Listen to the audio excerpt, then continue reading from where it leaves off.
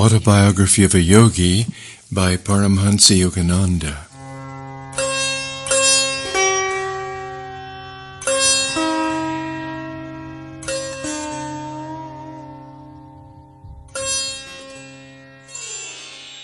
Chapter 23. I received my university degree. You ignore your textbook assignments in philosophy. No doubt you are depending on an unlaborious intuition to get you through the examinations. But unless you apply yourself in a more scholarly manner, I shall see to it that you don't pass this course. Professor D.C. Ghoshal of Serampore College was addressing me sternly. If I failed to pass his final written classroom test, I would be ineligible to take the conclusive examinations. These are formulated by the faculty of Calcutta University, which numbers Serampore College among its affiliated branches. A student in Indian universities who is unsuccessful in one subject in the AB finals must be examined anew in all his subjects the following year. My instructors at Serampore College usually treated me with kindness not untinged by an amused tolerance. Mukunda is a bit overdrunk with religion. Thus summing me up, they tactfully spared me the embarrassment of answering classroom questions. They trusted the final written tests to eliminate me from the list of AB candidates. The judgment passed by my fellow students was expressed in their nickname for me, Mad Monk. I took an ingenious step to nullify Professor Ghoshal's threat to me of failure in philosophy. When the results of the final tests were about to be publicly announced, I asked a classmate to accompany me to the professor's study. "Come along, I want a witness," I told my companion. "I shall be very much disappointed if I have not succeeded in outwitting the instructor." Professor Ghoshal shook his head after I had inquired what rating he had given my paper. "You are not among those who have passed," he said in triumph. He hunted through a large pile on his desk. "Your paper isn't here at all. You have failed in any case through non-appearance at the examination." I chuckled. "Sir, I was there. May I look through the stack myself?" The professor, nonplussed, gave his permission. I quickly found my paper where I had carefully omitted any identification mark except my roll call number. Unwarned by the red flag of my name, the instructor had given a high rating to my answers, even though they were unembellished by textbook quotations. Seeing through my trick, he now thundered, "Sheer brazen luck!" He added hopefully, "You are sure to fail in the AB finals." For the tests in my other subjects, I received some coaching, particularly from my dear friend and cousin, Prabhash Chandra Ghosh, son of my uncle Sharada. I staggered painfully but successfully with the lowest possible passing marks through all my final tests. Now, after 4 years of college, I was eligible to sit for the AB examinations. Nevertheless, I hardly expected to avail myself of the privilege. The Serampore College finals were child's play compared to the stiff ones which would be set by Calcutta University for the AB degree. My almost daily visits to Sri Yukteswar had left me little time to enter the college halls. There it was my presence rather than my absence that brought forth ejaculation of amazement from my classmates. My customary routine was to set out on my bicycle about 9:30 in the morning. In one hand I would carry an offering for my guru, a few flowers from the garden of my Panti boarding house. Greeting me affably, Master would invite me to lunch. I invariably accepted with alacrity, glad to banish the thought of college for the day. After hours with Sri Yukteswar, listening to his incomparable flow of wisdom, or helping with ashram duties, I would reluctantly depart around midnight for the Panti. Occasionally I stayed all night with my Guru, so happily engrossed in his conversation that I scarcely noticed when darkness changed into dawn. One night, about 11 o'clock, as I was putting on my shoes in preparation for the ride to the boarding house, Master questioned me gravely. "When do your AB examinations start?" "5 days hence, sir. I hope you're in readiness for them." Transfixed with alarm, I held one shoe in the air. "Sir," I protested, "you know how my days have been passed with you rather than with the professors. How can I enact a farce by appearing for those difficult finals?" Sri Yukteswar's eyes were turned piercingly on mine. "You must appear." His tone was coldly peremptory. "We should not give cause for your father and other relatives to criticize your preference for ashram life. Just promise me that you will be present for the exams. Answer them the best way you can." Uncontrollable tears were coursing down my face. I felt that Master's command was unreasonable, and that his interest was, to say the least, belated. "I will appear if you wish it," I said amid sobs, "but no time remains for proper preparation." Under my breath I muttered, "I will fill up the sheets with your teachings in answer to the questions." When I entered the hermitage the following day, at my usual hour, I presented my bouquet with a certain mournful solemnity. Sri Yukteswar laughed at my woe-begone air. "Mukunda, has the Lord ever failed you, at an examination or elsewhere?" "No, sir," I responded warmly. Grateful memories came in a revivifying flood. "Not laziness, but burning zeal for God has prevented you from seeking college honors," my Guru said kindly. After a silence he quoted, "Seek ye first the kingdom of God and his righteousness, and all these things shall be added unto you." For the 1,000th time I felt my burdens lifted in Master's presence. When we had finished our early lunch, he suggested that I return to the Panthi.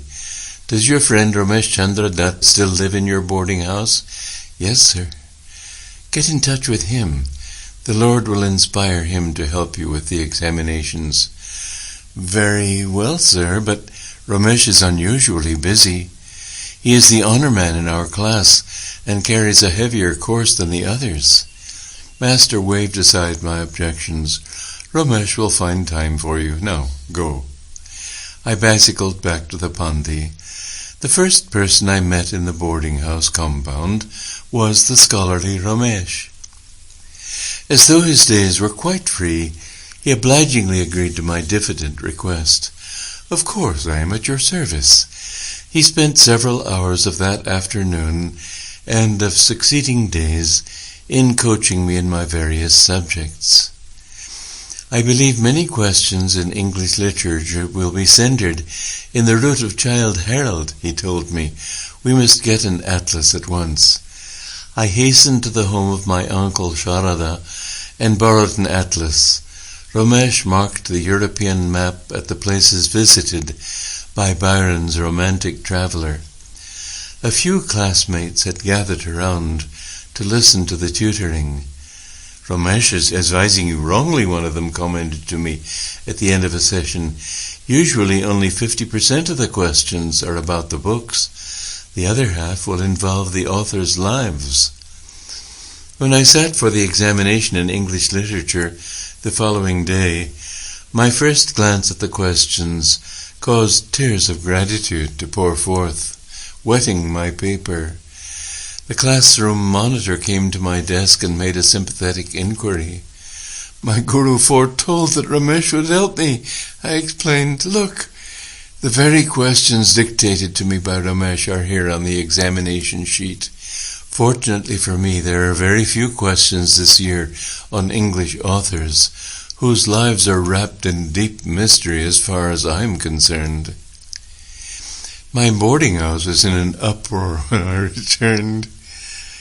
The boys who had been ridiculing Ramesh's method of coaching looked at me in awe, almost deafening me with congratulations. During the week of the examinations, I spent many hours with Ramesh, who formulated questions that he thought were likely to be set by the professors. Day by day, Ramesh's questions appeared in almost the same form on the examination sheets. The news was widely circulated in the college that something resembling a miracle was occurring, and that success seemed probable for the absent-minded mad monk. I made no attempt to hide the facts of the case. The local professors were powerless to alter the questions, which had been arranged by Calcutta University. Thinking over the examination in English literature, I realized one morning that I had made a serious error. One section of the questions had been divided into two parts of A or B and C or D. Instead of answering one question from each part, I had carelessly answered both questions in Group 1 and had failed to consider anything in Group 2. The best mark I could score on that paper would be 33, 3 less than the passing mark of 36. I rushed to Master and poured out my troubles. "Sir, I have made an unpardonable blunder. I don't deserve the divine blessings, Sir Ramesh. I am quite unworthy." "Cheer up, Mukunda." Sir Yukteswar's tones were light and unconcerned. He pointed to the blue vault of the heavens. "It is more possible for the sun and moon to interchange their positions in space than it is for you to fail in getting your degree." I left the hermitage in a more tranquil mood, though it seemed mathematically inconceivable that I could pass. I looked once or twice apprehensively into the sky. The Lord of Day appeared to be securely anchored in his customary orbit. As I reached the Panthi, I overheard a classmate's remark, "I have just learned that this year, for the first time, the required passing mark in English literature has been lowered." I entered the boy's room with such speed that he looked up in alarm. I questioned him eagerly. "Long-haired monk," he said laughingly, "why this sudden interest in scholastic matters? Why cry in the 11th hour? But it is true that the passing mark has just been lowered to 33 points. A few joyous leaps took me into my own room, where I sank to my knees and praised the mathematical perfections of my Divine Father. Every day I thrilled with the consciousness of a spiritual presence that I clearly felt to be guiding me through Ramesh. A significant incident occurred in connection with the examination in Bengali. Ramesh, who had touched little on that subject, called me back one morning as I was leaving the boarding house on my way to the examination hall. "There is Ramesh shouting for you," a classmate said to me impatiently. "Don't return, we shall be late at the hall." Ignoring the advice, I ran back to the house. "The Bengali examination is usually passed by our Bengali boys," Ramesh told me, "but I have just had a hunch that this year the professors have planned to massacre the students by asking questions from our ancient literature." My friend then briefly outlined 2 stories from the life of Vidyasagar, a renowned philanthropist. I thanked Ramesh and quickly bicycled to the college hall. The examination sheet in Bengali proved to contain 2 parts. The first instruction was, "Write 2 instances of the charities of Vidyasagar." As I transferred to the paper the lore that I had so recently acquired, I whispered a few words of thanksgiving that I had heeded Ramesh's last-minute summons. Had I been ignorant of Vidyasagar's benefactions to mankind, including ultimately myself, I could not have passed the Bengali examination. Failing in one subject, I would have been forced to stand examination anew in all subjects the following year. Such a prospect was understandably abhorrent. A second instruction on the sheet read, "Write an essay in Bengali on the life of the man who has most inspired you." Gentle reader, I need not inform you what man I chose for my theme. As I covered page after page with praise of my Guru, I smiled to realize that my muttered prediction was coming true. I will fill up the sheets with your teachings. I had not felt inclined to question Ramesh about my course in philosophy. Trusting my long training under Sri Yukteswar, I safely disregarded the textbook explanations. The highest mark given to any of my papers was the one in philosophy. My score in all other subjects was just barely within the passing mark. It is a pleasure to record that my unselfish friend Ramesh received his own degree cum laude. Father was wreathed in smiles at my graduation. "I hardly thought you would pass, Mukunda," he confessed. "You spend so much time with your Guru." Master had indeed correctly detected the unspoken criticism of my father. For years I had been uncertain that I'd ever see the day when an A.B. would follow my name. I seldom used the title without reflecting that it was a divine gift, conferred on me for reasons somewhat obscure. Occasionally I hear college men remark that very little of their crammed knowledge remained with them after graduation. That admission consoles me a bit for my undoubted academic deficiencies. On the day I received my degree from Calcutta University, I knelt at my Guru's feet and thanked him for all the blessings flowing from his life into mine. "Get up, Mukunda," he said indulgently. "The Lord simply found it more convenient to make you a graduate than to rearrange the sun and the moon."